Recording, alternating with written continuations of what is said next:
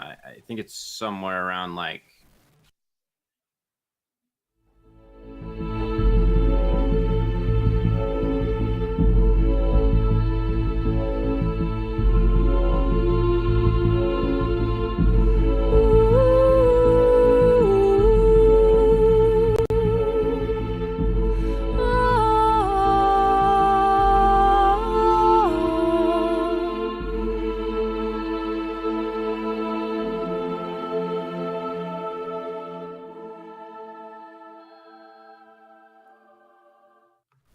Okay, so we are live again. TROMcast episode number 9, I guess it is. And today we are going to discuss a bit more about TROM. I want to update you on some stuff, and I want to talk about, especially about some videos that we are going to post, and some future plans, and our meetup in May, and stuff like that. And everything is like, the sound is okay, guys? Did you check? Everything is okay? Okay. So Dima is not here with us because he had to do some stuff. So we have Cody, Seb, hey. Sasha, and Rafa, and me. Okay. And me, it's Theo. I think. So We got Sebastian now. who? Sebastian. Yes, I can see him too. No, yeah, but I'm calling him Seb from now on because it's easier. I didn't listen to that. Sorry. Yeah, we had a discussion like, hey, can I call you Seb because Sebastian is too long? He was like, yeah, perfect.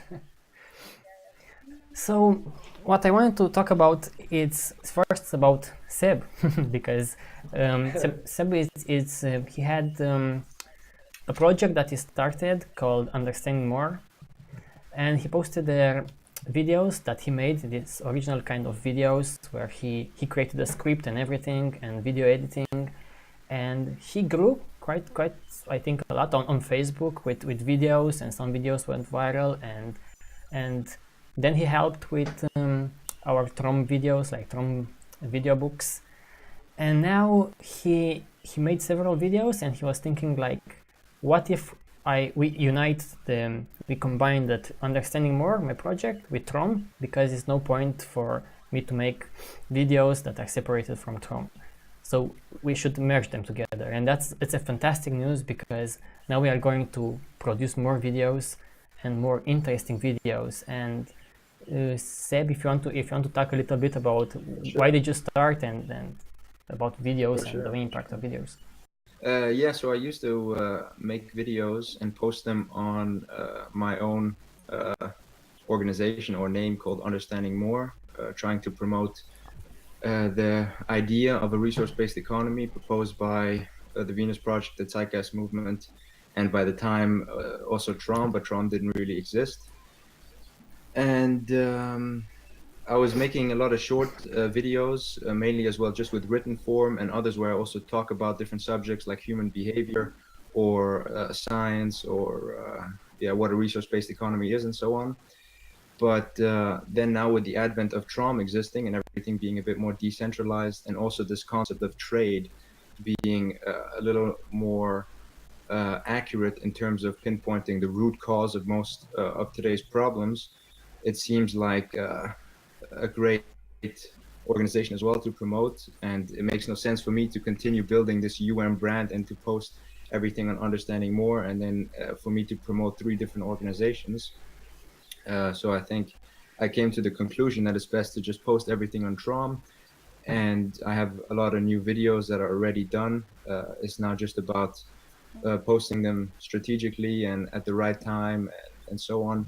And these videos are about everything, about trade, about games of distraction, about war, about material traditions, about social media, and so on. And they are just condensed into a short 2 to 5 minute type videos where it rhymes a little bit as well. So I'm thinking of calling them, or we are thinking of calling them, TROM poems or something along those lines.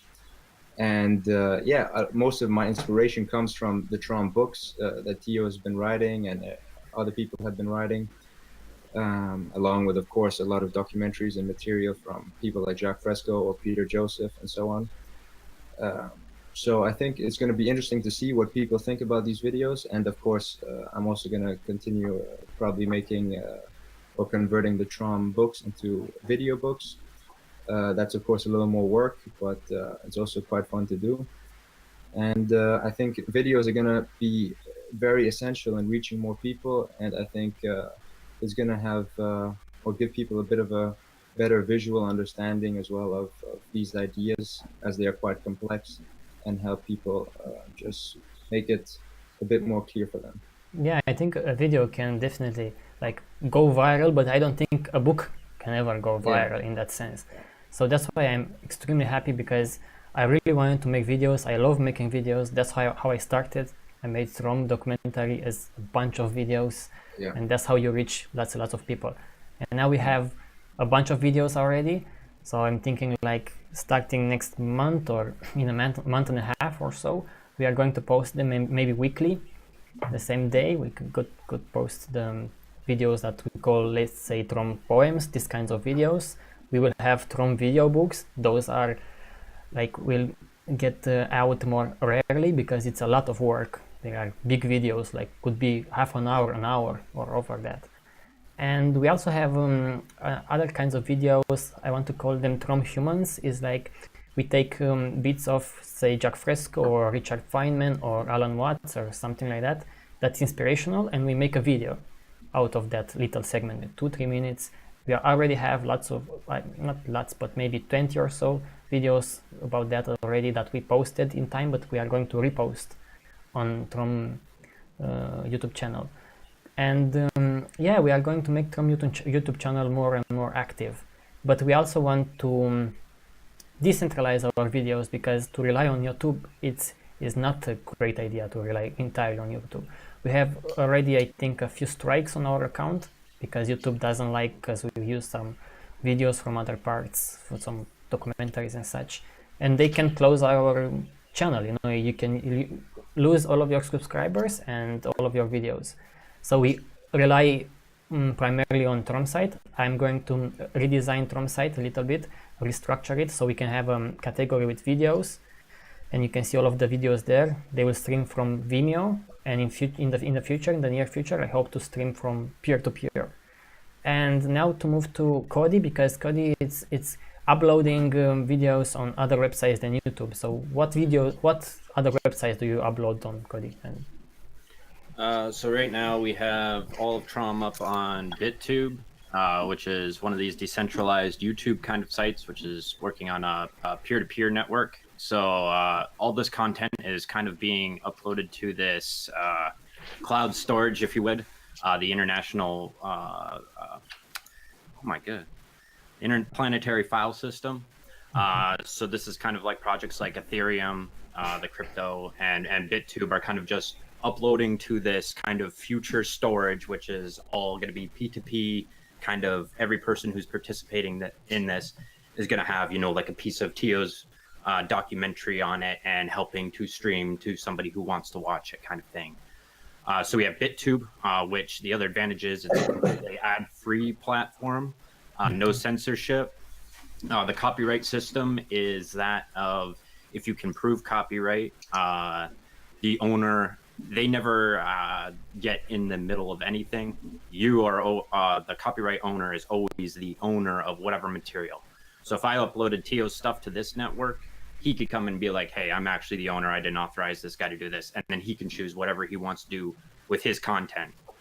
I guess the other one is DTube, which is another decentralized video platform, which is using also the blockchain, the interplanetary file system, doing it with a different cryptocurrency and kind of a different.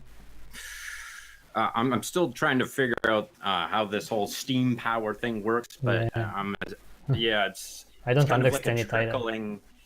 It's like converting money and power, and like kind of the more people who are watching your stuff and it's kind of like if you gave a like on Steam, it's as if you paid the person. Is kind of how this is it's a monetary transaction when you're voting, when people are kind of upvoting your comments and kind of putting out videos and people watch them. It's all displayed not as views or anything, but as the Steam bucks, and there's another one too.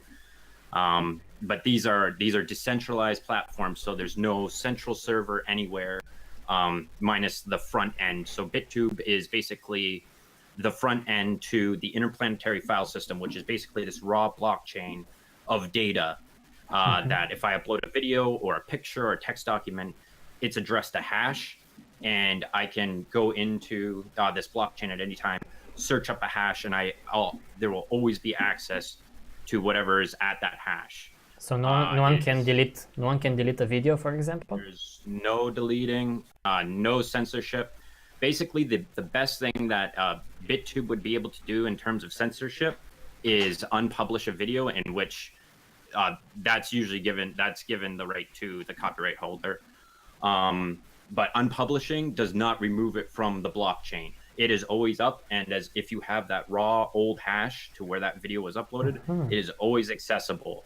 BitTube, you can kind of think of it as a search engine for specifically videos that have been uploaded through their platform of the blockchain. So a very different way of just, YouTube, upload to YouTube, and they'll send out the videos, but they can say, hey, it's blocked in this country, or, you can't watch this for whatever reason. These are completely decentralized. BitTube doesn't know who uploads, who's watching, who's doing any of these things. They've kind of cut themselves out of that, so they don't have to deal with any of that. So it's like when you upload a video on BitTube, for example, is that you force it into other people's computers, or there are servers of BitTube that you upload it on? So nothing is hosted on BitTube except for, I believe, pretty much the metadata that they front your video. Kind of the interface that you see on BitTube is all they offer. The actual video you watch is basically somewhere else unchangeable, if you would. Because I'm thinking that maybe if they become bigger and bigger, is there a possibility that they are going to be able to enforce rules upon such videos, or they are only able to enforce rules on their front end, like this search kind of engine that you cannot find the video because they enforce the rules, but the video is still available somehow? Yeah, the video is still available always in the back. It's basically they're just able to kind of cover their ass. So we got some egregious people in the world, so obviously there's going to be stuff uploaded that we don't want, but somebody decided that they would do. This is kind of their way to kind of deal with that, is that they can unpublish it from their platform. It still exists out there in the wild, but it's kind of removed from view. But they don't even, I don't even know how that kind of thing would even turn out, the way they have their policy kind of worded. Because I'm curious. But yeah, sorry.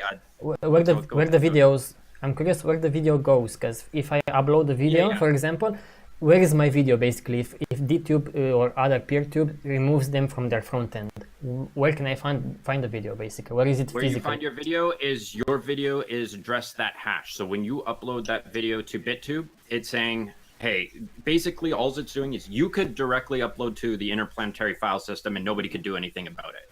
The thing is that nobody can search. There's no easy way to search for it.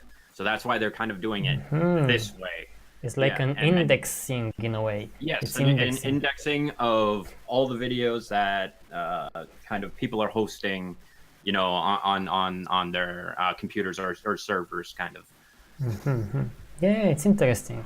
And then all these things are kind of like just chopped up, and he gets a piece, a little bit of redundancy here and there, but ultimately it saves bandwidth, it saves power, it's very efficient. Yeah, it's interesting. Okay, yeah, I had this idea that this is how it is. I was thinking, like, how could they overturn this and maybe transform it into something shitty because of this trade society, but they can basically do that at the front end, and you are left with. And even that in our world, it's efficient because, for example, everybody can install WordPress to make a website, but very few people know that. And WordPress is not in their best interest to maybe make it easier to install WordPress, because they make money out of that. This is the service they offer like hosting for WordPress. I've been reading this article that they are not that motivated. Maybe here as well, maybe they say, okay, we are decentralized, but now you can access it through our website. If you want your own like access to this hash for videos, you can build your own, but most people won't, you know. So they can take advantage if you are popular, even with this front end kind of search engine for. Yeah, it's kind of like a good faith kind of venture that we're on right now, and hopefully that they kind of hold their values and ideas of what they're trying to build over the value of the crypto that's kind of backing it. Because I've seen many examples where they start good, like they say we are doing good things, but then they try to implement all kinds of ads and all kinds of shit like that. Yeah. Yeah, I know that you, Sasha, you're posting on Steemit. I think because Steemit it's connected with DTube. So I think, do you still post there your blogs, and how does it work? Do you make money? I haven't posted this for a little while. Your microphone is very low. Can you? Can you hear me? Okay, I think okay. Yeah, hello. Yeah. Can you hear me? Perfect. Okay. Okay. Yeah, I haven't posted there in a little while because I haven't written any I haven't written that many new blogs, and I've been concentrating on my book, so I haven't been wanting to like spend a lot of time on this other extra stuff. But I don't know, I was excited about it at first because I put a few blogs and I got some kind of awards for my writing or whatever, and a lot of people commented and looked at my stuff. But after a few months, I mean, I think I made a little bit of money, maybe a bit over $100, I think, what it equals to. But I don't know. I kind of lost motivation when I had like 1,000 likes for one blog, and then only one new person subscribed to my like profile or whatever. And I wonder if those are fake likes for that's the what I was platform. I was thinking too. But yeah, but I mean, some of the other blogs that I wrote, some of them that I wrote, they had a lot of comments as well, and people were writing real things. It wasn't just like copy and paste. It was, they read what I was writing. They were, giving you a serious comment. But at the same time, I also feel like, just like any like social media platform nowadays, everyone's like begging for attention. So I felt like some of the comments were like just people wanting me to look at their profile, even if it was written about my my comments, so that I would vote on their stuff or whatever. And, I don't have enough time to look at other people's whatever they write, especially on Steemit. If everyone's just begging for attention, to get money from it, then why would I read that? I mean, I have other stuff that is rather. Yeah, this is very classic when you engage into such kind of trades. When they say, if you post it and you get more likes, you get more money. This is going to ruin everything.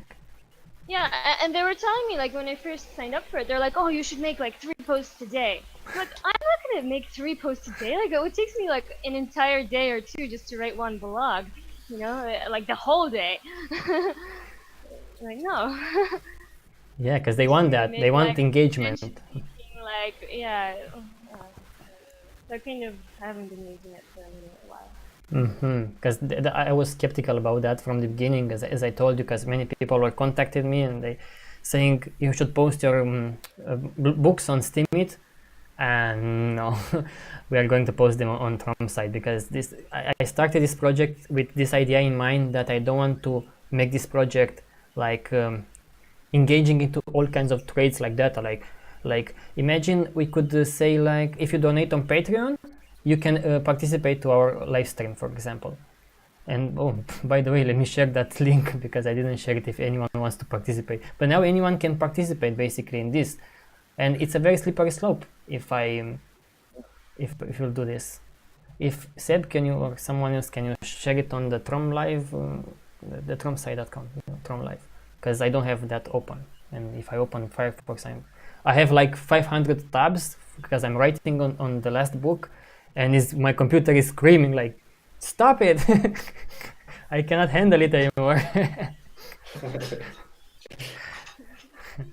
How are you, Rafa? Good, good. I'm fine. I'm really. Sorry, I hear some background now.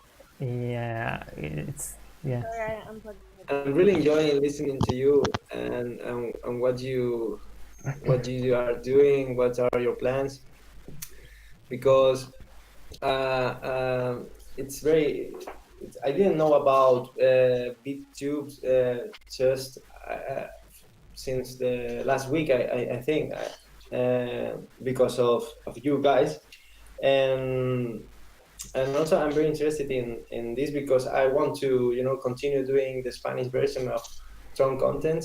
So I successfully managed to dub some videos into Spanish, the ones that Sebastian did, and I'm very excited to see new material so I can work on translate it and making more accessible, I may say, to people who have these barriers with English. And I think it's a good idea because it's one of the most spoken languages in the world, and it's the way I can learn on the one hand, and on the other help the project. So I'm very excited to see what are you guys doing, and I would like to do more. I would like to also, for example, read Shasha's blog, or many of the links we share when we talk. But for me, it's just a lot of things, and I try to step by step, little by little. If I look backwards, I see that it's been a lot of work done to make it more accessible into Spanish TROM. So with books and the videos and the documentary, which I spend a lot of time doing the subtitles, because most of them were done, but not very well synchronized or written, or I needed to basically proofread or create subtitles for almost every video, and it's 13 hours long. So and I think I have some more to even improve, because even despite that the documentary is from 2011, I still find it very relevant when I want to share some ideas about very different topics. I really love that how it's divided in many different topics, and I also how do you say curious to see how TROM site will look like in the future, because you said about some changes. And just having a nice time with you guys. Yeah, I will explain some. videos are Yeah. so useful. Videos are so useful because you can try to explain a concept. Like when I was having like English club meetings where we discussed the TROM documentary, and we would watch one video and discuss it in Russia. And so I did this in English for people that wanted to practice English. And whenever I tried to explain some sort of particular concept, I was like, I don't have to explain it that well. Myself, I can just put on this video. It explains it way better than I can. Yeah. So it worked really well. Because you can force a video to someone, but not a book. Because a book you have to read it, but a video you can press play and the video starts, and they may watch it. it. It was great because I had so many people show up that none of them have ever heard of TROM. Most of them haven't heard of the Venus Project, and so I mean, some were, it was really hard to get anything through to them, but some were really interested. So especially the travelers that came through, because I had the meeting posted on Couchsurfing as an event, so we had a lot of travelers coming in, and some of them really engaged. Yeah, actually it's interesting because even like Aaron told me that he knew about TROM because he was in Thailand, I think, and he met with a random guy, and this guy was from Sweden, and he was like, hey, you have to check this TROM documentary. It's like this random thing, And then he said, okay, when I go back home to Germany, I will check it. And like a year later or something like that, he checked the documentary. He was very hooked up on all of these ideas. And you know, it's so random basically. And again, a traveler. But it's not totally random, because a traveler is like, I mean, an actual traveler, not like someone that goes on vacation or even is like backpacking, is like a mass backpacking traveler. Nowadays we have those too. But a real traveler, like long-term traveler, they're already halfway there, because they're already like basically have minimized their participation in the system. They already don't want to be a part of the system. They know there's problems. They've seen, you know, poverty. They've seen a lot of bad. I'm sure they've seen a lot of bad things in the world just from traveling. You see it. And because you contact so many different types of people, you don't have to feel like, you don't have to feel like you're identified with one tribe. You know, if you meet all sorts of different people, and you know, you're kind of, you know, the traveling tribe as opposed to, you know, an American or Spanish or what. So I think there's a lot of personal experience that can allow you to understand these concepts. Mm-hmm. So traveling is basically pushing people to expand their views a little bit more, to see other parts of the world, and then to put in perspective things. That way of traveling, yes, I guess, but sorry. Yeah, that way of traveling, yes, exactly. Not the mass tourism traveling. Yeah, that's not traveling. the explorers. Yeah. Just to give you like a basis here, what I'm trying to do with TROM, I'm trying to, you know, to create content. Doesn't matter if it's video, if it's audio, if it's writing. The extremely hard part is to create the content, because it's very easy to put a video together if you don't do research and talk about, I don't know, 10 mysteries of the universe or whatever you can find in an article. So my idea was always, since I started TVP magazine back in 2013 or something like that, to focus a lot of creating this base content that is TROM books, and research them, and that's why it takes so long to make such a book, and then to be reviewed and proofread and everything. And if we have this basis, nuggets from the book or the entire book can be used to make videos, for example, or to make memes that we can, like photos, images to put online and so forth. And that's how I want to grow this. And then you can translate them. Rafa can translate them, or Johan, or the other guys, or Aaron. And others can get inspired by them. Maybe Sasha will write a blog that it's about her travels, and she will put a link to our books and so forth. So that's what I'm trying to create here. And so far it's amazing recently, because I'm working on a book. Dima wrote another book, so we work on two big books. Sebastian is working on making videos out of such books, be it inspired or exactly based on the books. And someone like Cody, for example, takes the videos that we post on YouTube and then distributes them on other platforms. Rafa can translate. Sasha is helping with proofreading, you know. So we in a way we function like a team, even though we don't have any team, like any video team or whatever team, you know. If we help each other, and it's so organic, and I think that's very important, because that's how it survives in this organic way. We're decentralized. Yeah, in a way, yeah. Yeah, just because I think that's. See the bigger point to the project. I think that's an excellent point that you made, Theo, because it just shows how we can easily build on one another, and there's no like ties or no group where you have to be like, okay, you got to do the video now or this or that. It's just spontaneous cooperation, and that's why for me it was like automatic. It made no sense for me to now post my own videos on my own platform, because you created this basis with the books where there's just so much that people can dig into. And that's why, if like, for example, one of my videos can advertise or can, you know, entertain these thoughts a bit in a more compressed manner, people can then go in deeper and check out the book and check out the documentary and check out whatever. It's like an endless journey that they can then enter into. So that's really fantastic that there's this basis that is created with the books that is so well researched and backed up by science and office of links and so on. So that's fantastic. Yeah, it's amazing that we can also translate. That's I love Yeah. that part.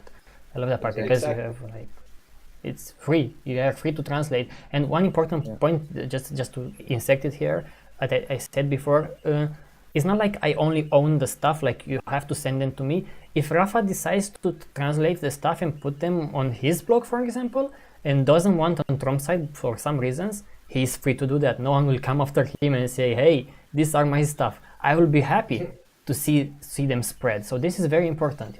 We don't care about such things. Yeah, for me, I just wanted to add that obviously this is a very important part because it enables me to collaborate with the project, the part of translating, and I find it very helpful, the idea of creating contents in a way that anyone who is interested in translating, you can share with him, the content in a way that you keep your stuff, but you can share it, so it's very easy for the other person to just edit.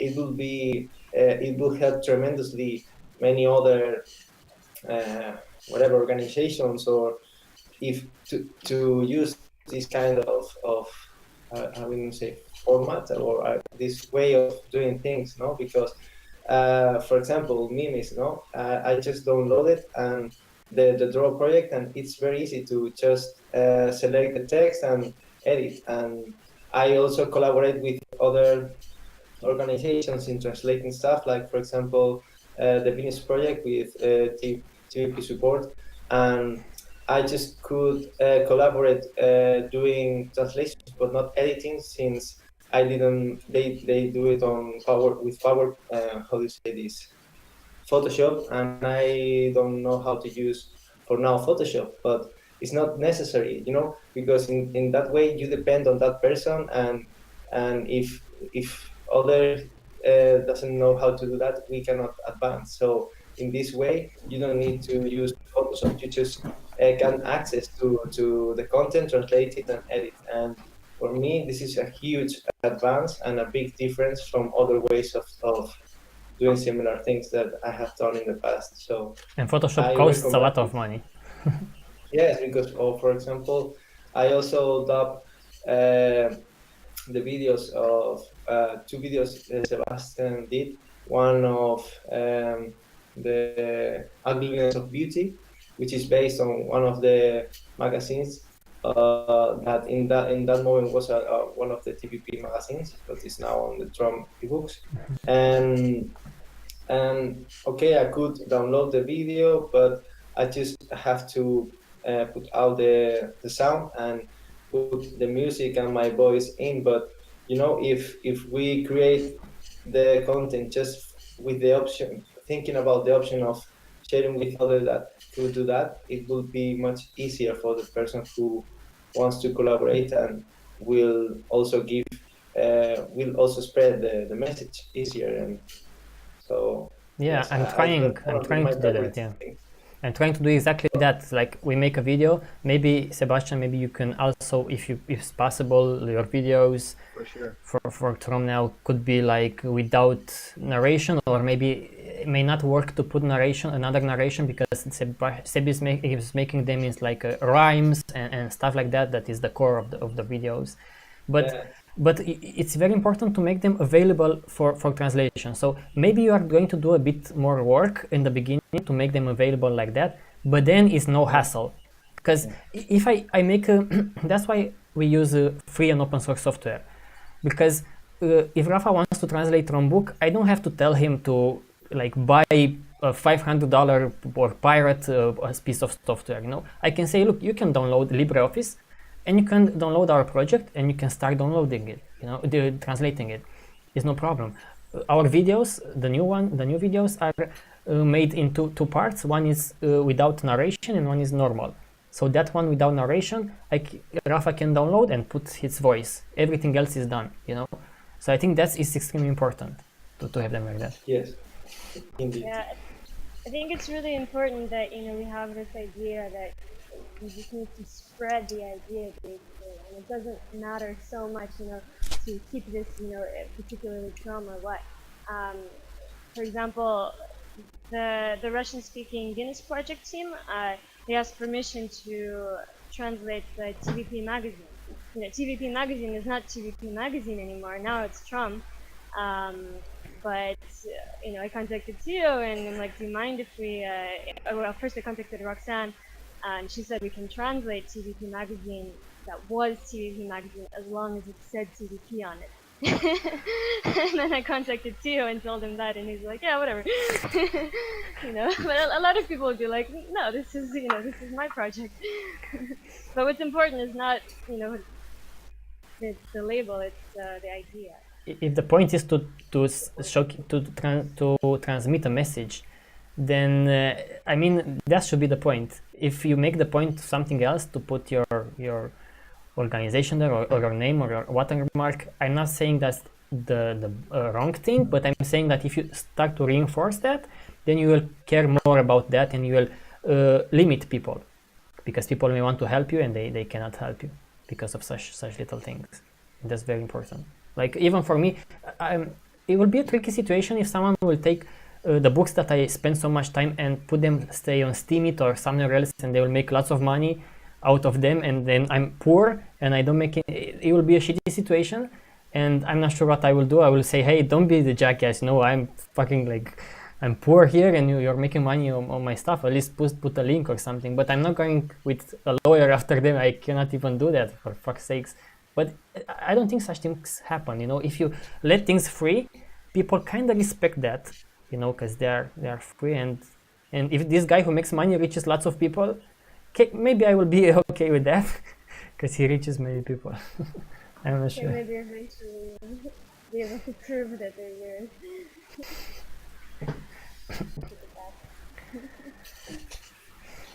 Yeah, so and also for me, it's been a challenging experience because I've learned so many new things, despite of having access to the materials and having access to edits and translate. I had to do different things or manage different programs. I'm discovering new tools like this one Jitsi, which I think it's fantastic, because for me it's very, very easy to just create a video chat. And since I met you guys I use Jitsi from now on with other people. Is this way of sharing thing that I really like, because it's kind of I don't know how to say philosophy of life maybe, or something like that. it's that's why I also promote tools that are trade free. I will call them trade free. And to talk a little bit about, I will make a page on TROM site called tools, and I will bring there everything that we've done. Like we have curated news, curated videos, TROMjaro, that the Linux operating system that I'm customizing, and TROMjaro will have its own website, and you can go on the website and you can find hundreds, thousands of trade-free software, like to edit videos, to do all kinds of stuff like that. So we are going to make a page with all kinds of tools that we have, and we are going to make more tools. And for example, Rafa can translate TROMjaro into Spanish, so you can reach people like that even more. So we have lots and lots and lots of plans. That's why, like, all of us that we participate here, plus I think 8 more or so, or 6, we are going to meet in May in person, which is great. We will be for 3 weeks together, and we will brainstorm ideas, and we will feel great because we worked so hard for a long time. So maybe it's okay to have a little bit of break to feel great. Yeah, Have you ever taken a break, too? Yeah, and I don't know if it's going to be a break. Having all together will be, just like doing ideas and commenting projects and stuff. I think it will be very, I don't know if we say fruitful. How? What? Fruitful, like you can for fruit. Fruit basket. It will be like something good will get out of this. Something like spark new ideas maybe or stuff like that. Quality, I would say, it's. I find it when you told about the meeting, I found it was kind of a great idea and a crazy idea too, and I thought, okay, I have to go. You know? When I I have to be invited there. it was Yes, exactly. I thought, I don't know, I have to be there because meeting people from many different, okay, we have a lot of common values now because we meet since the TROM stuff, but I don't know, it's like, let's see what happened, no? And I try to not have a lot of expectations, but I find it's going to be a very good experience for all of us. absolutely. Yeah, no doubt about it. And thanks to Aaron, who took the first step, I think, and visited you. That's really amazing. And funny coincidence that you mentioned that story of him coming across TROM while traveling in Thailand, and just knowing about it from some other guy. That's actually very funny. Yeah, so like, and I will show you, actually I will show you some photos. Maybe I'll show you now. I found some photos today from when I made TROM. Like some might be a bit embarrassing, but I will show you some photos. So because I was like, we were very poor, and my family came to Spain, and I gave up college, and I said, fuck it, I'm going to make this big documentary. And I had to stay in a room, in a very small room, like a kid's room, for like several years, and that's where I made TROM. So for example, I will share the screen now. This this is the room where I had to live for. It's a kid's room that I had to live for several years with my sister. It was extremely small room. It was very Where is the image? I cannot see it. you can see it. YouTube, Yes. Yeah, on the YouTube. On the YouTube. Okay. Is that your pen? And this is me actually. But it was a kids room, you see. That's how we found it. Like it's a kids room. It was the only room that I could stay, and I stayed in the upper bed. It's here in this little room. And let me show you how my setup was. If you can see my setup, the monitor was in the ceiling, and I had the tower. Okay, I see now. Oh. This is how I. Wow. That's how I was editing TROM. So much respect to you. Yeah, but you have the TV in the up thing. Yeah, in the ceiling. That's cool. The ceiling, yeah. And the tower, the computer here, I made like a support here to put it, because I had nowhere to put it, and I had to stay on my back, like laying down on the back, and I had to edit. You can see here, this is Roxanne. Jack Fresco. So I was editing TROM. Wow. Yeah. That just shows that if you want anything so bad, you make it happen. Yeah, I had like a know. shitty computer. Yeah, Yeah. and you didn't even tell anybody that you were Yeah. I did not tell anyone. I was like, fuck, I'm not going no to. help, nothing. No, I said I'm going to make it, and that's it. I don't want to say, I'm going to do this or that. No, I'm going to do it, and then maybe I'll tell someone. I will see it afterwards. Yeah, but today I discovered such photos because I didn't know that I had them, and I was like, fuck, look at these photos. Wow, this is like from 8 years ago or something like that. Crazy. Yeah. So yeah. That's great. So that's the thing, because if you want to do something, basically, if you are really motivated, you don't need a big camera or a fancy computer or stuff like that. You can do it from a bunk bed in a kid's room with a monitor on the ceiling. I remember when Sorry. Go on. No, I was saying that in the first video I got was with the same mic that Sasha is using now, so I have to straight the cable and speak like that. But I finally did it. So with whatever I have in the moment. Exactly. What were you saying? Yeah, when I started my blog last year, I was like, it was not like a bad situation, you know. I just had like a crappy stool with like nails that came up like and poked me in the ass, and like cockroaches in my apartment and stuff like that. And the computer was like loud, and I was worried about it breaking. And then I started reading Tio's blog, and I was like, holy shit, okay, now I have nothing to complain about at all. Well, it's not like I'm always like in an extremely shitty situation, but it was very difficult. It was very difficult. Like I said, sometimes I was making TROM and the laptop was overheating, my sister's laptop, because I didn't have a laptop. So I put them in the terrace somewhere in Romania, where it was almost like snowing, and I was sitting in the room behind the window with a wireless mouse and a wireless keyboard, so that the laptop will not freeze, basically. It was crazy. I should have some. It would be so great to have some photos from them, because it was actually funny. But it was like sometimes I had like a big fan underneath the laptop, like the proper room fan, you know. So we had to ventilate the laptop because it took like 30-40 hours to render one video. So I couldn't use the laptop. Yeah, it was crazy as fuck. But then people, you see, this is where it's interesting, because then people, it was a guy, Kevin, he helped me with, he said, look, Theo, I love this documentary. He contacted me in 2011. But we need to proofread it, because my English was not that great. And he said, I'm going to proofread everything, but you have to redo it. And I was like, fuck, you know, after a year of work, do you want me to redo it now? I don't even have a computer to redo it now, because my computer was dying.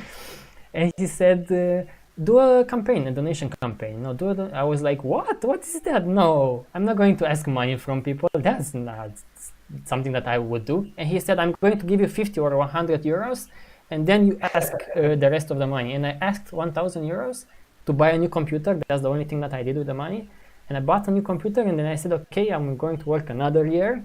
And that's how it started. I worked another year, and I was like, yeah, now it's great.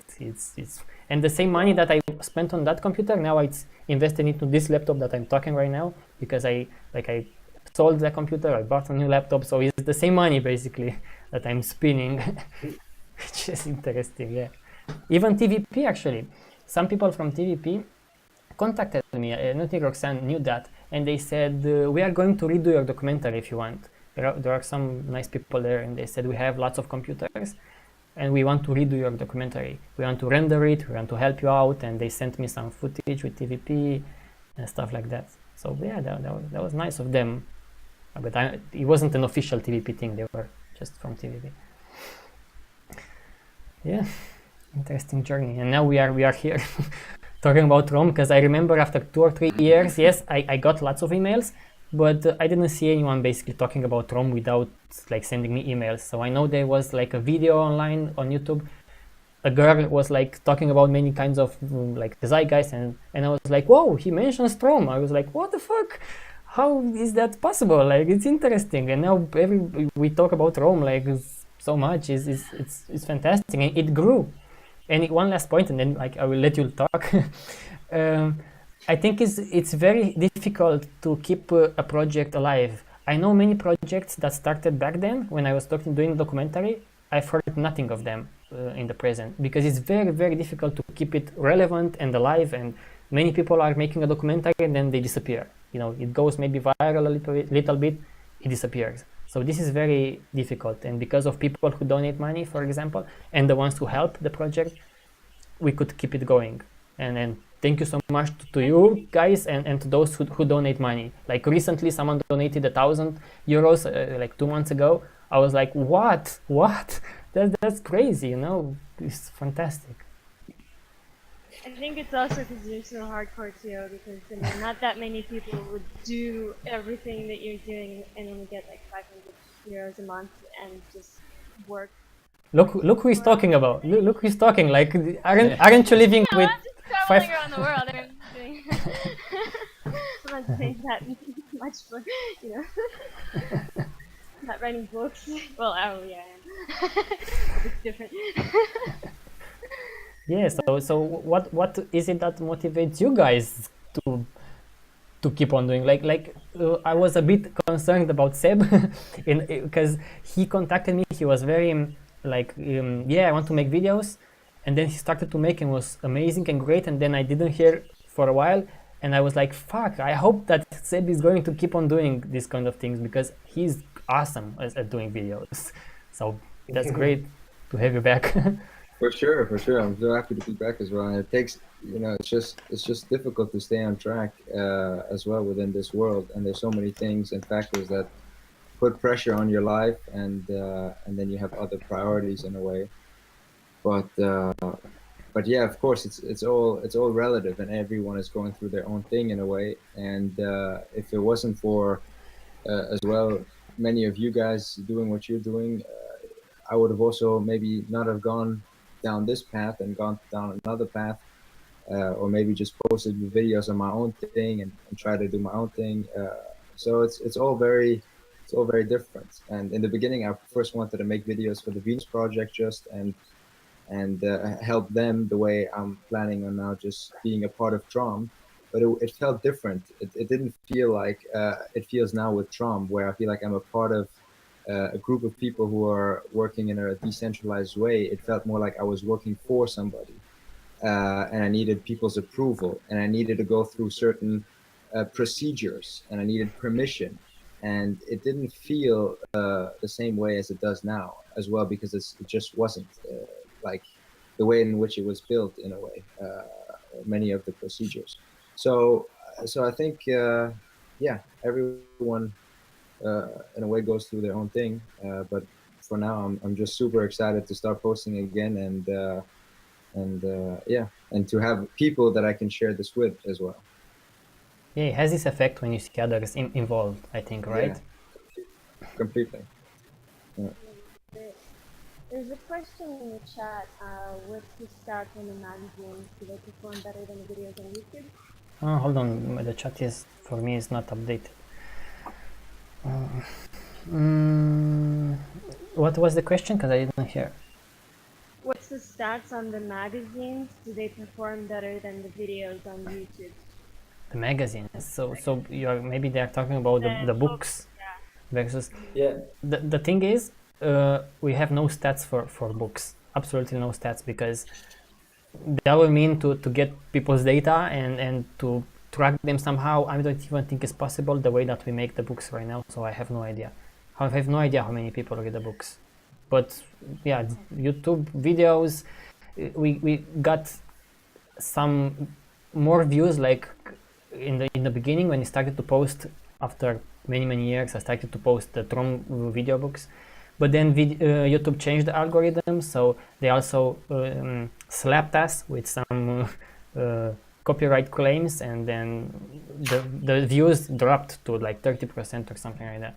So it's very difficult, but we should never look for that. I know it's important because you are like, okay, how many people we reach is great, but if you start to look for that, you will get very unmotivated and depressed. If you make a video and you get like 100 views, you'll be like, fuck it, why I'm doing this because it's just 100 views. I never think like that, so.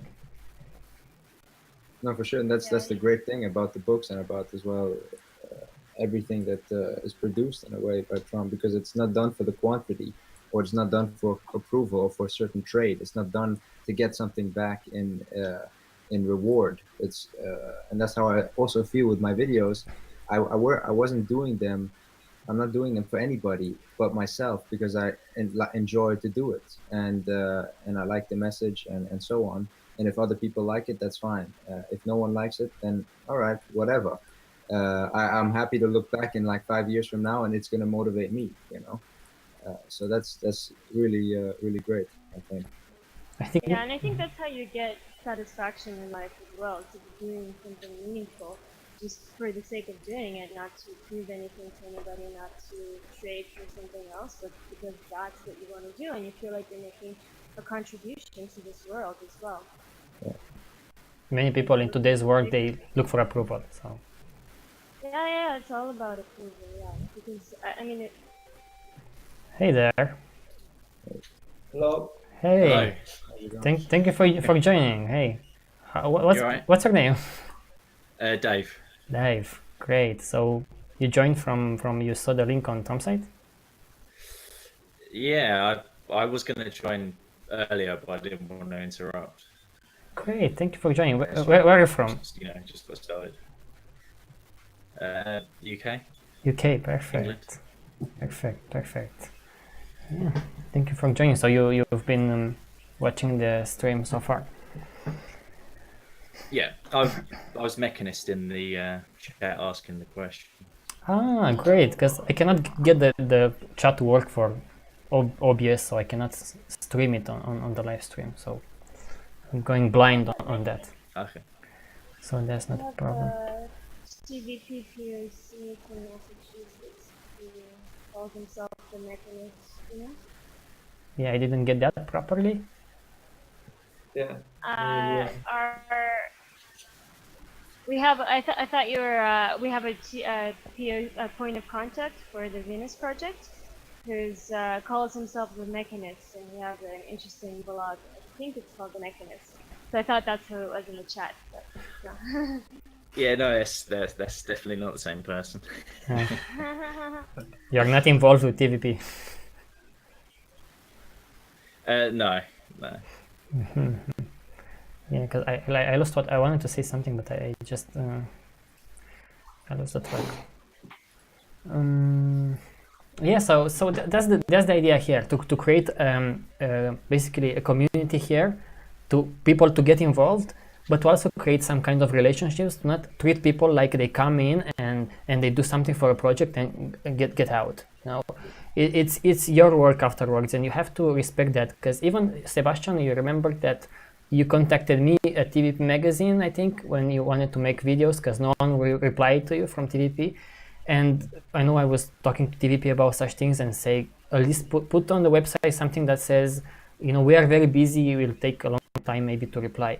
Because to me it sucks, because I was in that position to try and help other projects. And if no one replies to you, it's already hard to motivate yourself, you know, and if no one replies to you, and it's really, really shitty situation. And sometimes I didn't accuse TVP, because I know that they got lots of emails, but you have to manage it better, because it's a shame for the people who want to get involved. That's why I'm struggling so much to make everything so open and accessible. Completely. Though it takes a lot of time for me to do that. Yeah, I think the less barriers there are in getting involved, the easier it is. And actually, there's a comparison I can make. Is also there's a company here where that are trying to implement scooters all around the city, and anyone can charge these scooters. These are electric scooters that have been dumped all around the city of Copenhagen. And anyone can pick up these scooters at the evening, charge the scooters, and then put them out. And all you need is a charger. And this company is trying to involve whoever to participate in charging these scooters. And you don't need, and it's a job. You can earn money by charging the scooters and putting them out again. And you don't need to now sign up for anything. You just need to fill out a 2-minute form, and that's it. And I feel like the less barriers there are in having to now, you know, apply for this or do this or that, the easier it is to involve yourself, and the more people will as well participate. And that's just like an interesting example, because there's so many people now that are charging these scooters and putting them out in the morning and getting an income for that, just by doing nothing but charging the scooters. Yeah, I've heard of that, actually. In this world, it could be a problem if they find a way to make a buck out of that. For sure. Probably, but it's, yeah, I totally get the idea. For sure. Yeah. And do you have, I forgot your name, sorry, but did you have any, Dave, thank you, sorry about that. Did you have a question, any questions in the chat? You can bring them here. I just thought, I understand that you don't want to track people or take their data, etc. But I just thought, although you don't trading for money, you're kind of trading for attention. So I just wondered, if you're not tracking it at all, like, it must be quite important to know who's reading it, what type of person's reading it. It's I know I sound like a marketer, but I think that is important. when I work with the Venus project, we were quite obsessed with this actually, and I was sending to Roxanne detailed statistics, like even how many people read what page of the magazine. It was crazy. It was from the website to the books to the videos, and we did that all like for several years. And what I realized is that it doesn't help me with absolutely anything. I'm doing the same kind of things that I did before. The only thing was that I was spending my time trying to implement like statistical stuff. I was making this gorgeous like charts about how many people are visiting, how many people are reading. It will influence nothing. It had absolutely no influence on me or the reader. So we made the same kind of magazines, the same kind of content. So I was thinking then, you know, what's the help if I see how many people are reading or who is reading? How do you think it is going to? Maybe I'm missing something, and how do you think it's more to see what's so like when you change things up. So one particular thing may work better than something else. So then you can focus more time on what gets more attention. So then you obviously get the message out to more people. That makes sense, as opposed to keep doing the same no matter what. Whereas you may be best served focusing on a particular thing or a particular, you know, a few different things. Well, I can tell you for sure that shocking content is doing better, and I could see that even before we had the statistics. We had a TV magazine book about it was called Offensive and Obscene. It was quite like a shocking kind of book or very interesting. That book had 3 times the readers that other books had, you know. And then I was doing some tests, and I was saying to Roxanne, look, Roxanne, I will post these 5 memes on TVP's social network, and I will guarantee you that this meme is going to get 10 times as much attention than the other memes. And I was right all the time, because it's very easy to know what people are liking, you know. But should I change my content and start to make more kind of shocking, kind of, you know, I don't want to change that. In my view, I don't want to change that. I just want to focus on whatever I think is important, you know. And I battled with such ideas for a long time, for many years. Like, should I do that? Should we do this? Should we track people to see which one, who is reading what? You know, do you understand my point? I understand what you're saying. So I'm not trading for attention. The content's not going to change. Yeah, so that was my conclusion. Yeah, but I think the TROM books, even though they're not trading for attention like that, I think they are much more engaging, and they take my attention much more than other books that don't have any images and don't have any animations and so on. And I know that from the people that I know read the TROM books, they always say that they're much more engaging because they have, you know, images and there's a better flow to it than now just a book that just has only pure writing and is 500 pages long. That's much more boring in a way. So I don't know, there's that element to it as well, I would say. Yeah. But regarding like my videos, for example, I mean, don't get me. Yeah, sorry.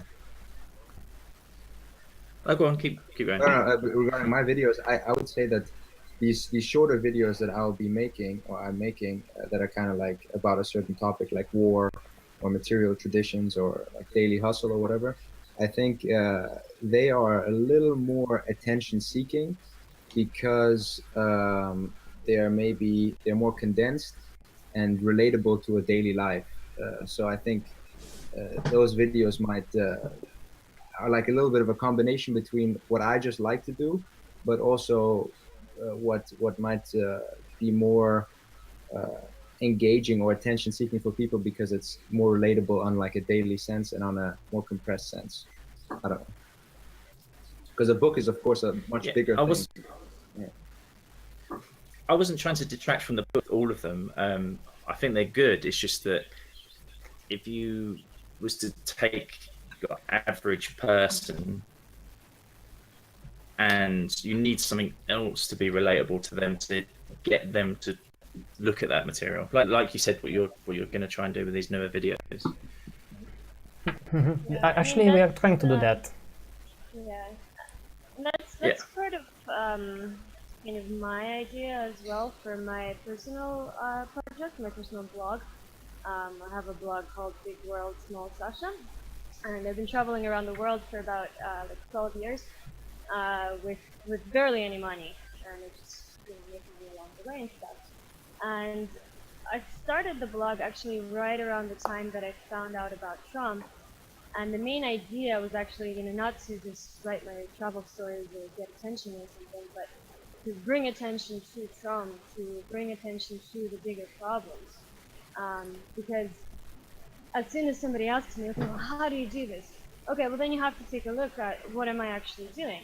First of all, I don't want to live, like everybody else, have a career for money, because I don't see a point to it. I don't see a point in wasting your whole life just participating in the system when the system is not sustainable.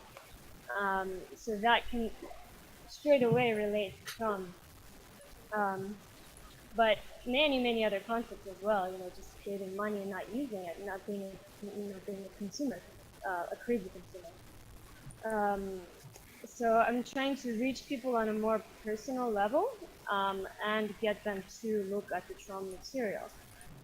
And right now I'm working on a book which is about my life and adventure stories. So it's a very personal book, but at the same time I'm talking about TROM and I'm talking about these ideas, and I'm hoping that I can reach people on a more personal level for them to be able to look into these projects.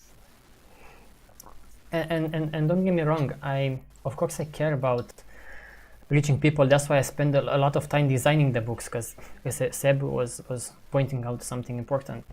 That's why, for example, now I want for Seb to, for example, focus on making videos out of the books. He makes the longer versions of videos. We call them video books from the entire book, and he also will make shorter videos, like 2-3 minutes long. Because if you have the core, the message that is good, and that core is not influenced by views, and then you take this core and then you make videos or other things to reach people, I think that I agree with that. I agree with that in that sense. So yeah, we definitely care about such things for sure, but never shift the purpose of the project just to reach people, because it's such a slippery slope. So I don't want to do that. And I also I wanted to say that it's the possibility of asking people, and I think you also you made a how do you say, a questionnaire, or how do you say, you Quizzes. published some questions to the public, meaning what do you want me to do, more videos, more books. I did that once. Also, yes, and that I think, I don't know if it was worth it, or did you get some information from there, or what do you think about asking people? Yeah, I asked people, yeah. I asked people, and people were like, can you focus more on videos? That was the top answer. I did that, I think 2 years ago or so, because I was like, should I focus on videos or make big documentaries all the time? And then I realized that if you want to make something of good quality with sources and stuff like that, you need to make a sort of a book. Like, you need text, you need to put links there, and it's much harder in a video to source everything. It's so accessible in a book to read something and you see a claim and just click the source to see where that claim comes from, So I love that kind of things, and I love to write, actually. I really love, and even when you make a video, you need to make a script, So why not make this script a book, and then Seb can take it and make a video? We make two things. Yeah, I think it's a great idea, because if you want to expand more on the topic, you can then go to the book if you read first the video. And in fact, I didn't realize until the third video that it was based on a book. I just got the video and I like it and started translating. But then I saw the books and this is huge. Yeah, sometimes videos can be very different from the book, because you can add stuff. You can add parts from other documentaries and stuff like that. So it's interesting. I love making videos. If I could clone myself, I will write books and make videos. But luckily, you know, Seb is here, so he's my other clone. So it's working on that, which is fantastic. I love it.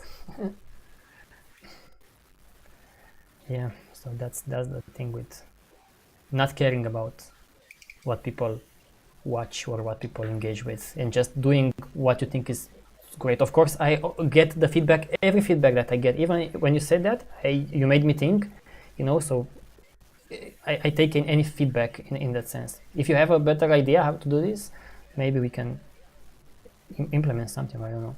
But I just don't want to, because I want to prove something with this trade-free that I'm going to push, and I want to say, look, even TROM site is like a trade-free service in a way. We don't take anything from you, even the data, just to prove a point, because it's also not something that we need right now, the people's data, for example. Yeah. What else?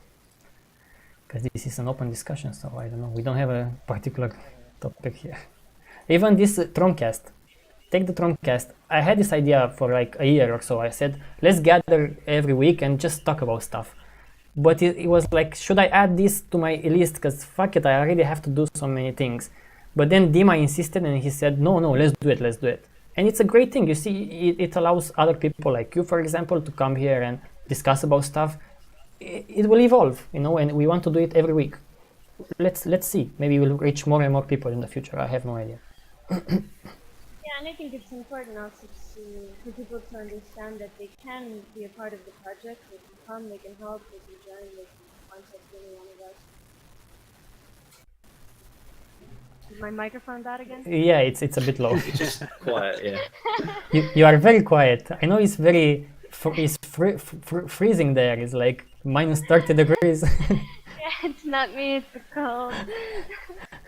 The sound cannot penetrate to that kind of cold. And it's another, you see, it's so interesting because, for example, in May when we meet, it's like someone is from Russia, someone is from Canada, if you can come, Cody, and someone is from Spain, we have from Denmark, Germany. I mean, it's like everyone is from different kinds of parts of the world, and that's fantastic because it means that somehow the message got through all kinds of countries, you know, it's and maybe all kinds of even ages. So to me that's interesting, you know, even though there are not many people, but the fact that, for example, Seb, it's I know that his brother as well.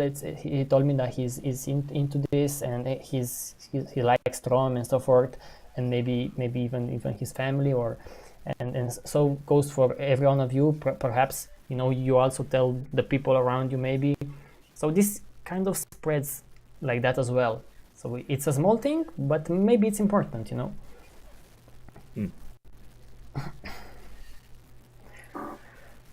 Yeah. And just to go back, I think, I don't know which book it was, but I remember when we were talking about people doing things for approval or for views and so on YouTube, the amount of different stuff that people just post on there, just to attract the views as well from kids and so on, with the use of the Spider-Man costume or eating certain foods and so on. It's quite ridiculous to see how certain things, ridiculous videos, are getting hundreds of millions of clicks and views just because of certain tricks and ways of I don't know, engaging young audiences. Yeah, this society enables that.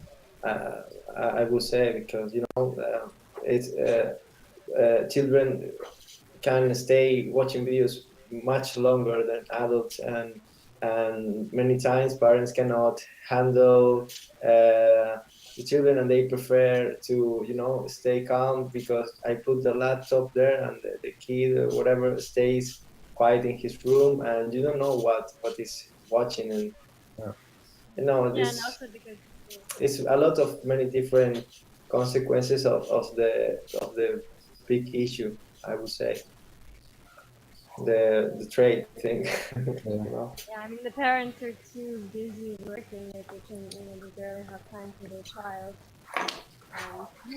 It's hard when you get home and have a screaming child to give him a, you know, iPad or whatever.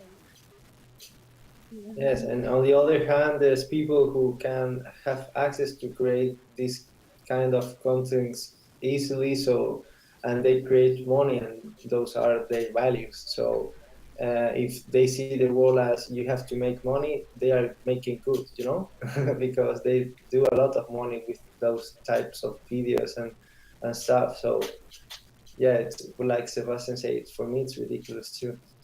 Yeah. Yes, we are Yeah, seeing it's a a, new kind of charlatan today, the online charlatan, the internet charlatan, that people don't think is a charlatan when you make videos that are like Sebi was talking about. But it's the same kind of charlatan that a few years ago came to your door and wanted to sell you all kinds of crap or stuff like that. It's kind of the same thing. Except they're better at it now, and it's devastating effect because they actually market children. Like they want to turn children into consumers before they're even teenagers, you know, and they're doing it.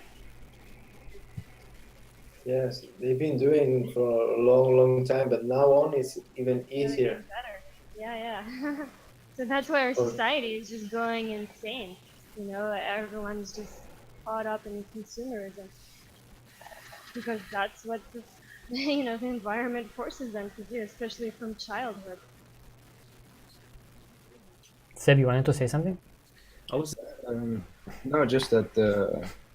Yeah, I'm making also a video called "Social Media Prostitutes." It's gonna be a funny video, I think, because it just annoys me as well. The other day, it was like a week ago or so. I was just on Instagram, and I just happened to come across like looking at the people who have the most followers and stuff like that, and it's just crazy to see what people do for clicks and views and so on, and the amount of clickbait there is out there, and and just how yeah, everything has just become one big prostituting show where people are whoring themselves out to money and trade. The question is just what level are you willing to go?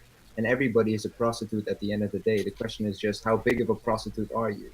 And everything is just so hypersexualized and so much based on wealth and materialism, and it's just really funny to see.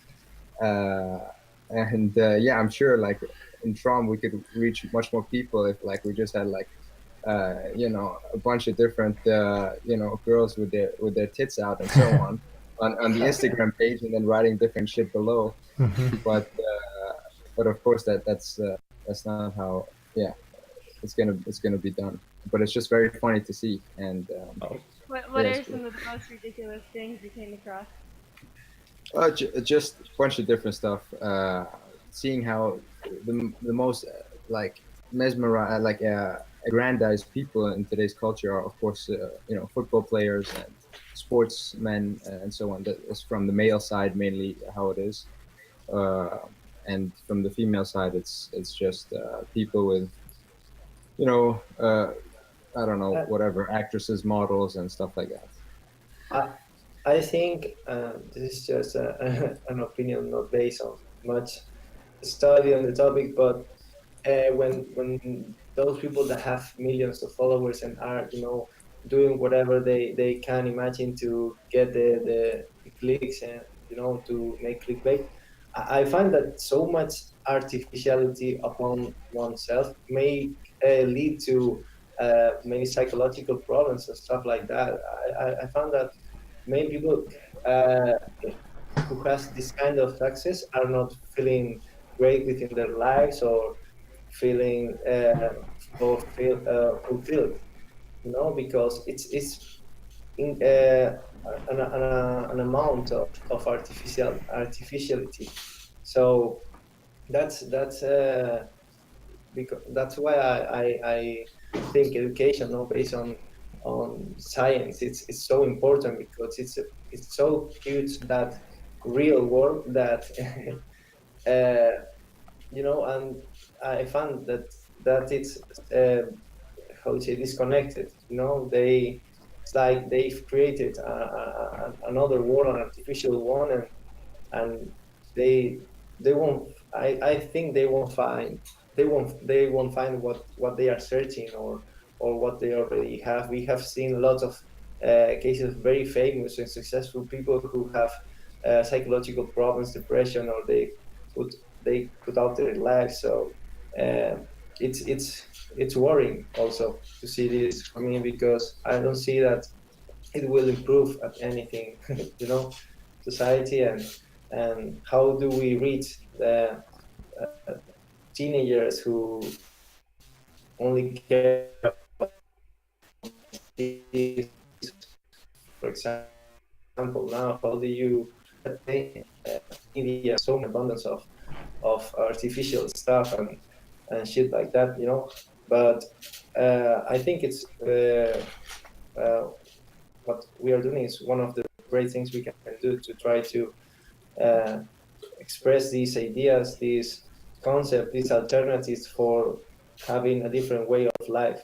So I don't know, maybe we reach young people, but they are maybe too young to have the how do you say, to step forward and say, hey, I like Trump. And when I mean young, I mean very young. I don't know, maybe we can see people from whatever, 15, 16, 17 years old, or I find there's also people from that age, like Trump, for example.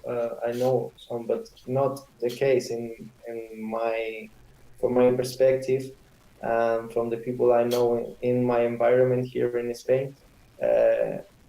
I want to go out to the street more and start projecting TROM material or whatever material I find useful to communicate these ideas.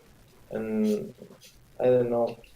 I think at this point, because we have so much materials for TROM, it's an okay idea to think of, let's make like a viral video, even if it's maybe exaggerated a bit or so forth. If you want to bring people in, maybe I'm okay with that. If anyone is doing such kind of videos, even if it's a bit exaggerated, it can bring people back to some good content. That's one way, because we have already lots of content that is serious and is not made for views. So I was thinking about such things, but it's not as easy as it looks like to make something like this, like a video. Yeah, no, I would agree, and in a way, trying to reach the masses, like there are different ways in which you can do that, but definitely, making certain videos that could maybe go viral. They don't have to be corrupted. Those videos are done in like I don't know. They just could be designed to reach many people in a way, and just like as a mini trailer for the project. Mm-hmm. I like what you said the I other mean, day. I wasn't suggesting Theo dress up as Spider-Man or anything like that. I meant more like like a hot topic kind of thing, and then try to relate to whatever that is at that given moment in time, and then bring it back to the message that TROM has. And do that as much as possible, because then you're relating to people on a certain topic, and try to be more a slave to like algorithm kind of thing, and like be part of it to try and bring people out of it, if that makes sense. Yeah, that's what I mean by get more attention. I don't mean like do crazy stuff like that's completely unrelated. I don't know, it's just something like that. it's interesting because we had the same kind of discussion again when I was at TVP. We were saying, what if we take current situations that are happening, like maybe there are terrorist attacks, maybe there is like a big corruption scandal. We take them and we make videos and discuss about them, So I said, yeah, I think I had this idea as well. It's a good idea. I personally don't have the time to do that. That's one thing. And second thing is that you will repeat things. You will say the same things, like in terms of your conclusion. Your conclusion is the same thing, the society, and may become boring, because you will conclude in the same things over and over and over and over again. And I realized that, when we started to brainstorm about this idea. But if anyone wants to do this and say, you go and read a TROM site more stuff. If you want to do, or someone is perfect. I mean, that will be perfect, you know, to try such things. I think it could be a great idea. Actually, I think maybe it could maybe get a bit repetitive, but I think it could engage a lot of people, and it could be then relevant to people today, and then get them out of their maybe current way of thinking, and have them look at a little bit more at the bigger picture. Yeah. I think Aaron wants to do this in German. I was talking to him when he was here, and he said that he wants to, in a way, such videos. So yeah, if you or anyone else wants to try, because I personally cannot put more. And Sasha, did you say something and we interrupted you? Oh no, I was just saying. I liked how you said the other day that like, oh, you know, even if I only reach like 3 people, what else am I gonna do? Still gonna do this, like. Yeah. What should I do if we don't reach people? Like, get a freaking job? No, I'm not yeah. getting a job. Yeah, so that motivates me. I think it's very important to only rely on you if you do such things. Because if that you rely on you and you like it, you know, fuck it. You know, you don't reach many people, so what? You continue on doing, and you have more chances to reach more people. If you do that. For me, I want to reach people that want to travel, which is a lot of people. So people can find out, you know, yeah, you can actually travel around the world for like very little money. Okay, how? Then you have to look into the my microphone again? Yeah, a little bit, yeah. That's better. It's better, yeah. Anyway, a lot of people want to travel, so I think I will try to reel them in like that. Yeah, for example, I don't know because I haven't read a lot of. I have read 4 books or so, but do you in TROM, Theo, do you have a specific topic about, for example, climate change? Because I think it's also a topic, a trending topic that many people talk about and people are interested about. And if have you thought about addressing that with the TROM approach or whatever? That's actually interesting because you asked this, because Jennifer, who wrote a book for TROM, and she was very active with TROM one time, and she started to write a book exactly about that, the climate change, you know. And then some other people came and said, we want to write as well, and it became complicated, and we didn't publish anything. But if anyone wants to write about climate change, I think, yeah, it's a great topic. But you know what? I feel like there are millions of articles about climate change, and I think putting more to this battle, I don't think is going to make much of a difference. But if you take other topics, I think that are not discussed, like the trade society or other kinds of subjects, maybe those you can put more weight to that subject if you take those kinds of subjects. But climate change, I mean, it will be perfect if anyone will write a book about that. But I'm not sure if we are going to add a lot to the discussion, because everyone is crazy about climate change, and that's great. It's great that they are concerned about that. It's great. You understand my point? I think it can be I think it can be a good way to open up to environmentalists, because I mean that was my biggest concern, you know, like 10 years ago or something, that, you know, how can we possibly solve, you know, issue like climate change if we can't collaborate on a global level, you know. So I don't know, to me it was especially climate change that made me, you know, understand the bigger picture. I use this example in several books. I mentioned climate change, and I say exactly the same thing. Like, we cannot collaborate on something that we have a solution for, a technical solution for, you know. So that's very worrying.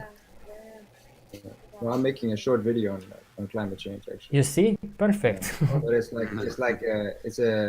it's just a trailer, or like a 5-minute maximum video, 3 to 5 minutes, where I just link it back to the fact that we need to look at the whole structure, because climate change is just a symptom, once again, of an outdated social structure where we need to, you know, look at the trade as being the root cause and so on. and just mentioning, of course, here and there the problems that come with it. Perfect. That's perfect. Yeah, and I mean, environmentalists have to get the bigger picture soon. I mean,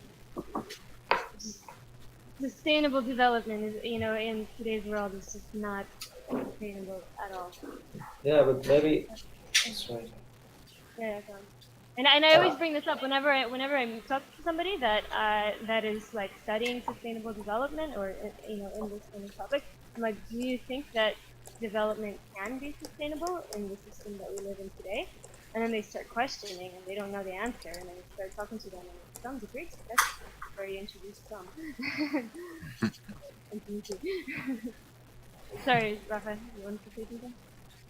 No, I just I was adding to the idea before of maybe that addressing directly climate change and relating it to the trade system will make, like you say, environmentalists or more people aware, no? Because we use a term that they really pay attention, something like that. So I would love to see that videos up.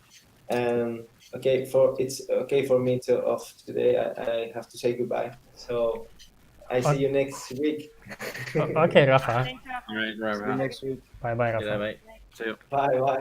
Yeah, we won't stay for a lot longer either, but I will have some news that I saved for discussion, and there are some interesting I think there's news. something in the chat too. Ah, I fixed the chat, so let me see. Okay, transition. I fixed the chat, but it's so small for me. Studio mode. Okay.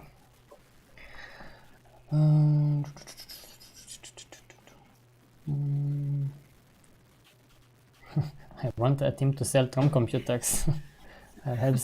You see, this is a very tricky thing. You can do an operating system that is trade-free, and you can promote this idea of trade-free as long as as soon as you start to make hardware. It's a completely different world, even if you have the money. Look at Fairphone.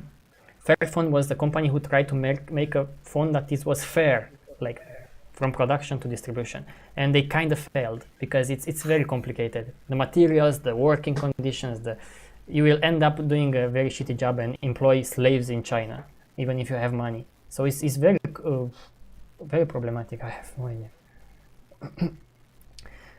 I have some news that I wanted to bring up because they are interesting to discuss. So hold on. I switched to news. Sure, you can watch that on YouTube if you want. So it's tromsci.com/news. We have curated news, and before the news, I recommend a documentary that I've seen back in 2009. So it was a bit of an inspiration for me for TROM. It's called About Modern Servitude. I don't remember exactly what their conclusion was, but it's a bit satirical or ironic in a sense to showcase how people are slaves basically in this system, and you have little to no choices. So it's an interesting documentary you can watch. You can watch on videoneat.com. By the way, you have links in the description for whoever it's interested. Okay, so there are a few news that I wanted to bring up very quickly, so that maybe I make people more interested in TROM curated news, because that's the only source for me for news, almost the only source. Okay, so it's again in this trade society. I now companies like IBM want to make a patent, because they make a patent is like, oh, I have an idea, it's only mine. I will register it with the government, for example, and no one can have this idea, you know, which is crazy because, of course, who can have original ideas? And IBM wants to patent an idea that is so vague. It's like, oh, we have a device that will alert drivers when they don't focus on the road. That's basically it, you know. It can be any kind of device. So if they patent that, they get a monopoly over that, any kind of application or any kind of device that will alert you when you drive. Just an example how stupid this is, you know. It's fucking crazy.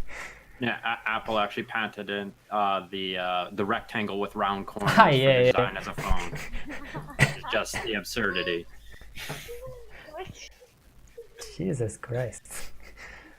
It's good that it has round corners, because now at least we have something to work with. With square corners, that's better. Yeah, that's right. That's at least we have a chance. Yeah, they left the rectangle free. Save the rectangle. Ooh. So crazy. And another news about Google. Google and other companies, because I told you in the book, I wrote how they want data. That's the trait that they want, data. And to make this legal, they say, what if we say that we have an application that monitors your activity on your phone and is for research, We label it for research. And you know what? If you engage with us, we give you a $50 Amazon card to buy something, just because we are so nice, And this is such a shitty thing to avoid laws, and still trade data, because they say we are legal, You, Sasha, you said, yeah, I want to participate because I give you $50 Amazon, coupon or something like that. So they avoid laws with this, and they label them as research. You see, that's what they are trying right now, which is interesting. Because Europe is like, we need tough laws about data. We need to make companies accountable for the data they collect. No bullshit, because they can avoid that with such schemes. Microphone. Said they'll do whatever it takes to avoid whatever laws. Not that hard. Exactly. And let me show you one news that I didn't find on TROM news, but it was too good to not share. When we talked about that self-driving cars are not quite a solution in today's trade society, guess what some people are thinking? We have these self-driving cars, okay? The parking is very expensive. So, what if we put thousands of self-driving cars, and instead of parking these cars, let the traffic run, let the car run around the city empty, because it's cheaper than parking it. Imagine the stupidity of this society. In the future, you will see thousands of self-driving cars empty because they avoid parking lots, These people are very creative. Man, this is crazy. Yeah, so I was like, wow, I didn't think about that, but look, they are very creative. And I found positive news. People are now traveling in, where is this? I think it's Antarctica. The Antarctic explorers are traveling with kites, which is very interesting. This is the positive news. I like this because they don't consume any kind of energy but the sun. So they make these big kites and they travel for long distances, which is wow. Like, can you do this? And yeah, they could do this. They're trying to do this more and more. Which is in the Arctic? Yep. How? How would it be? Well, I think it's you can if you see the video or stream, it's a photo here from the article. It just seems really cold. I'm already cold here. Yeah. I bet it's cold, but it's a very interesting idea. I didn't think about the fact that we can do this with a sail in the Antarctic. Which is wow. And dangerous too, because yeah, but it's great because they can do this. People are innovative if you apply science and technology and don't limit them by money and stuff like that. You can come up with so many ideas. Like this idea that to harvest energy from vibrations, some people are working on this as well. So from tiny vibrations, imagine you have a clock or like a device for your heart to monitor your heart rhythms, and instead of relying on a external battery, the vibrations in your body will charge the battery, which is fantastic. It's amazing. Okay, Cody, I only have two news. don't get bored. Just two more. Yeah, NASA confirms 4th warmest year and continued warming trend. So yeah, that's got to be. I know in the past 10 years, 9 of them have been like the hottest on record. So it's like to have any question at this point, which is still a question considering our president of the United States now is a climate change denier to like the fullest, and it's just why? Interest. People listen to him. Huh? Yeah, exactly. That's the trouble, is that it's like, oh yeah, the president says that this isn't a thing, so build the wall. And actually, I think there's In Russia, Yeah, it's like, oh, it's not bad. It's gonna be warmer here. Yeah, it's a positive thing. Yeah. fuck it, it's climate change. You know, people think that it's global warming. No, it's climate change. It will, the higher temperatures will get higher, the lower temperatures will go lower. So, but Yeah, globally. global weirding, I guess, is the term they're coining now. Because it's not just going to get colder in cold places and hotter in hot places. It's going to get weird. Yeah, It's gonna get unpredictable. extreme. And I think even this trade society that we are talking about has a huge influence on this as well, because people are leeching on views and clicks, and they put conspiracy theories and like, yeah, NASA is lying, look at these photos, and click here, click there for money, and they spread conspiracy theories. So that's another kind of way to push in this world on Facebook and stuff like that. What kind of shit. Yeah, and I saw a video about on TROM News about how scientists get inspired from nature to build all kinds of technologies. I think it's a really cool video. And we have I want to recommend this Libre Graphics World. It's a blog that it feeds on TROM News. It's about tutorials and software that is trade free. I will call it. It's free and open source. To design, to make videos and so forth. So it's a great website. I recommend tutorials and stuff like that. Yep. So I think that's it. That's it. I don't have anything else to add in terms of news. So if you want to say a few things, and anyone who wants to say anything, just go for it. About TROM, and I cannot wait to meet you guys in May. We talk about this a lot, I know. on a chat, but Exactly. Very exciting. Where is it? Where is it that you're meeting up? it's in Spain, in the town. Oh, in Spain. Yeah. We Okay. said get together a few of us, and we pay for a rent somewhere, and we stay for 3 weeks or so. We want to make 2 documentaries. By the way, yeah, you see, we make a documentary from a book to reach more people, but it won't be like clickbait or something like that. But it will be more easily digestible. Yeah. Yes, and another documentary about activism is made by Dima. He's already filmed a few people, and he wants to film us as well. Excellent. Okay. Interesting stuff. Okay, so I think that's it. Okay, so I will stop the stream, and the next week, the same day, the same hour, and we are going to choose a more direct subject, maybe language. Maybe we'll discuss about language, because it's a very interesting topic. So anyone can participate. All right. Okay, Okay. bye-bye.